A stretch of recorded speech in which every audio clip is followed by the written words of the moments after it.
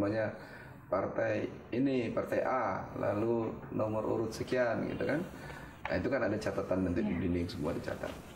Nah dia itu harus betul-betul memahami itu, dan dia melihat juga ini petugas ini, ya, melihat petugas yang melakukan itu.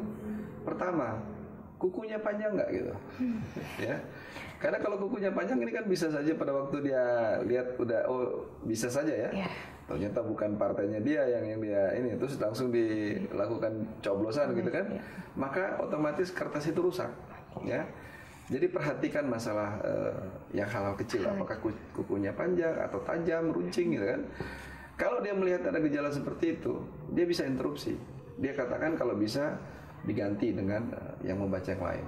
Ataupun dia juga harus perhatikan tangan daripada si pembaca itu jangan memegang apa-apa, ya.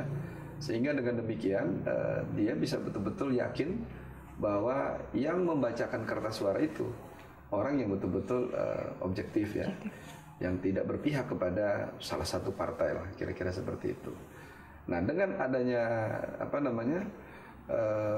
pemahaman seperti itu, maka diharapkan poin yang kita inginkan supaya saksi ini betul-betul optimal itu bisa terjaga, ya. Sesudah dia melakukan perhitungan, ya, kan itu berapa jam itu semua sampai mereka rekapitulasi. Nah saksi ini harus mengisi berita acara, ya, saksi ini mengawasi berita acara yang diisi oleh petugas setempat, dan mereka menandatangani dan dia akan mendapatkan kopi, ya. Nah tentunya di sini ada proses, ya. Kalau seandainya di PDS ya kita bikin proses, ya. Kita bikin proses dalam pengertian dia harus tahu tugasnya. Jadi ada dua hal yang dilakukan. Dia catat itu di dalam buku kerjanya dia. Lalu dia isi itu di dalam, kalau kita punya database dalam bentuk SMS, di SMS dia kirimkan ke pusat data kita. Dan yang berikut adalah dia memegang kan dia pegang nih bukti berita acaranya. Dia serahkan kepada petugas di tingkat yang lebih tinggi dari dia, yaitu di tingkat desa, petugas saksi di tingkat desa. Memang di tingkat desa ini tidak ada penghitungan suara, ya, tetapi mereka hanya mengkolek, ya, mengkolek, dan mereka mengkolek itu dan menyerahkan kepada petugas di tingkat kecamatan, ya. Demikian juga berita acara yang dihasilkan daripada TPS itu langsung diserahkan ke PPS, dan PPS hanya membacakan, lalu diserahkan kepada PPK, ya. PPK setingkat kecamatan ini nanti itu akan direkapitulasi di sana, ya, sekitar 1-2 hari sesudah itu, ya. Tetapi kita Partai Damai Sejahtera itu langsung melakukan rekapitulasi malam itu juga, ya. Jadi diadakan satu pleno, ya, pleno dari partai dalam hal ini tingkat kecamatan, untuk melakukan rekapitulasi dari semua surat-surat yang berita acara yang masuk di setiap TPS, di setiap desa, dan direkap itu semua. Lalu dihitung masing-masing dan dibuat perhitungan, ya, berapa total suara yang hilang, ya, suara yang tidak terpakai dibandingkan dengan surat kertas yang ada, gitu kan. Nah ingat, setiap TPS itu surat suara itu dia paling lebih sekitar 120%. Sehingga pasti akan ada suara sisanya, ya, ada yang tidak datang mencentang, ada yang ya, sehingga dengan demikian ada surat yang tidak terpakai. Nah itu semua harus ada datanya.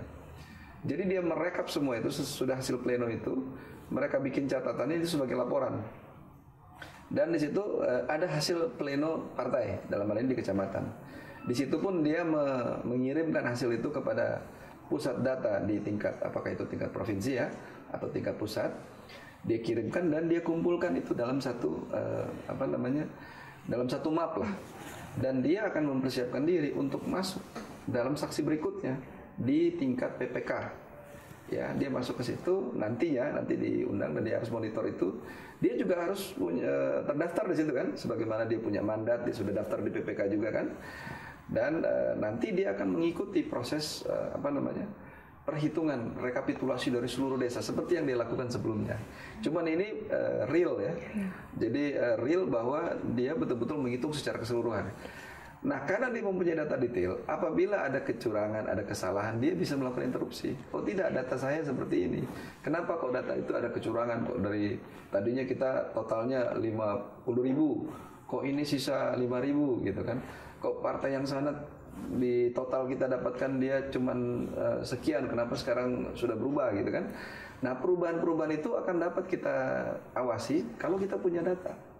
Ya, kita tidak hanya sekedar ikut-ikutan, tapi kita pun pegang data, sehingga kita akan tahu suara kita hilang atau tidak, suara partai lain bertambah atau tidak. Itu semua ada di tangan kita. Nah, setelah kita mendapatkan hal seperti ini tentunya akan bermanfaat sekali ya. Nah, sama juga seperti rekapitulasi di tingkat kecamatan, dia nanti hasil rekap itu ditandatangan bersama ya kalau sesudah ini. Nah, kalau ada keberatan-keberatan kita harus bilang, jangan tanda tangan, kita akan keberatan, kita akan gugat ya. Jadi tapi kumpulkan bukti-bukti ya, tapi kita harus ada harus ada petugas TPS atau saksi, kalau enggak kita nggak boleh ini kan. Hal yang sama juga nanti diberlakukan di tingkat kabupaten kota ya, KPUD kabupaten kota, yaitu rekapitulasi dari seluruh rekap kecamatan itu ya. Setelah itu kerjaan kurang lebih sama lah ya.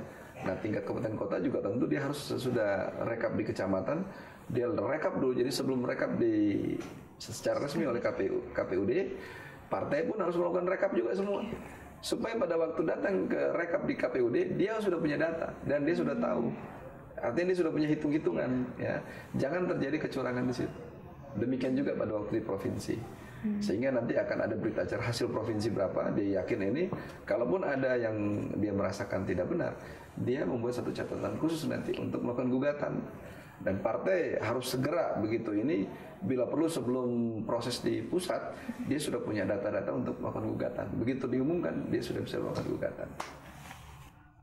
Pak Denny, bagaimana strategi yang sudah disiapkan untuk mendapatkan saksi agar bekerja secara optimal, Pak? Ya, memang kita sadari bahwa untuk satu dapil ya, daerah pemilihan DPR RI itu kan sangat luas ya, bisa kurang lebih ada 5.000 sampai 7.000 TPS itu untuk satu dapil DPR RI ya. Lalu di atas daripada TPS itu kan ada desa. Nah, desa itu bisa 1.000 sampai 2.000 desa. Lalu ada 100 sampai 200 kecamatan. Kabupaten kotanya sekitar 10 ya, kurang lebih lah ya. Nah, ini tentu harus ada strategi ya. Yang saya ceritakan tadi, kalau kita posisinya semua kuat ya, di tingkat kabupaten kota sampai ranting sih enak ya. Tetapi kan kita sadari juga bahwa ada di posisi-posisi tertentu yang kita tidak sekuat seperti yang kita harapkan ya. Artinya ada titik-titik lemah lah ya, di mana mungkin calegnya lemah, mungkin pengurusnya juga kurang. Nah, oleh karena itu kan harus diantisipasi ya. Antisipasi adalah pembagian tugas. Nah, jadi saya kira kita harus bagi tugas ya. Pertama adalah untuk di tingkat desa, ya desa dan tentunya TPS itu. Pertama yang harus membagi tugas di situ adalah para caleg dari tingkat kabupaten kota. Jadi mereka itu harus diberikan, kan ada berapa, satu dapil berapa orang gitu ya. Di masing-masing dapil itu dia harus bertugas di desa-desa itu dibagi.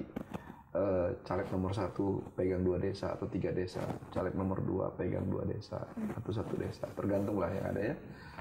Nah, ini juga kan harus dibantu lagi oleh umpamanya caleg provinsi yang kosong, dia harus bantu juga ya. Artinya atau para simpatisan bantu lah. Dalam pengertian kalau dia kuat sih dia nggak perlu bantuan gitu ya, dengan jaringannya dia cukup. Tapi tentunya di sini kalau dia lemah, nah di sini kita butuh semacam simpatisan tadi ya.